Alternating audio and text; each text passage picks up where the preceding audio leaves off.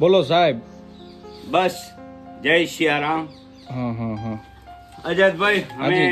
એક નવો જ સ્ટોક બતાવું તમને. આવો સાહેબ આવો. દોસ્તો તમે જુઓ દેગામા સાહેબની જે 365 દિવસની અવિરત સેવા, એમાં આ બધી બોટલો અનાજથી ભરેલી છે. આ બધો વિભાગ આપણે કદાચ જોયો તો, પણ હવે સાહેબે આ બીજી બોટલો ભરી છે. સાહેબ બીજી કેટલી બોટલ લાવ્યા? બીજી લાવ્યો હું 8,000 રૂપિયાની, એટલે કે લગભગ 1,000 બોટલ લાવ્યો. 1000 બોટલ. આવો દેખાડો. 1,000 બોટલ. દોસ્તો તમે જો મેં અગાઉ પણ કીધું છે, જાણે કોઈ શસ્ત્રાગારની અંદર મિસાઇલ જાણે મૂકી હોય આમ તમે જુઓ.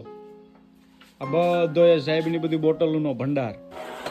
દોસ્તો એવી સરસ મજાની તેઓ સેવા કરે છે પક્ષીઓની કે ભાઈ આપણે જોઈએ તો આપણું દિલ ગદગદિત થઈ જાય કે ભાઈ વાહ, આવી સેવા તો દુર્લભ છે. એમ પરમાત્માના આશીર્વાદ હોય તો જ આ બધું થાય છે. વાહ, આ તમે જુઓ.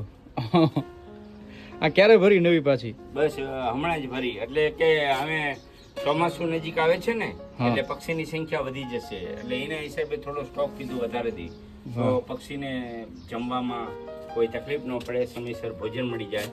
એ હેતુથી પછી આશરે 8,000 રૂપિયાનો ખર્ચ કરી અને અંદાજિત 1,000 બોટલ લાવ્યા છે. તો બોટલની શોર્ટેજ રહેતી હતી, એના હિસાબે પાછો આવી રીતે આયોજન કર્યું.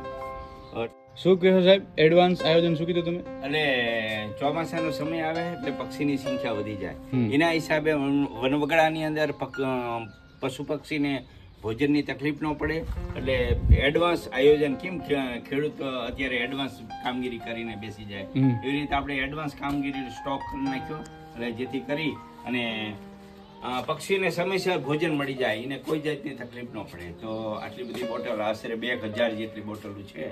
દોસ્તો આ બધી બોટલો રોજે રોજ ખાલી થાય અને રોજે રોજ ભરવાની. સાહેબ નવા પોઈન્ટ કેટલા બનાવ્યા પક્ષીઓ માટે, દાણા પાણી માટે? જો અમે નવા પોઈન્ટ બીજા 5 જેવા બિના છે. ટોટલ કેટલા? ટોટલી 114 હતા અને 5 એટલે 109 જેવા થવા આવ્યા છે. 14 ને 19. હા, 19 થવા આવ્યા. દોસ્તો તમે વિચારો, આ બધું તમે જુઓ. આ દ્રશ્ય તમે દેગામા સાહેબના ઘરે આવીને જુઓ તો તમને એમ લાગે કે ભાઈ ગજબ સેવા છે. વાહ ભાઈ વાહ.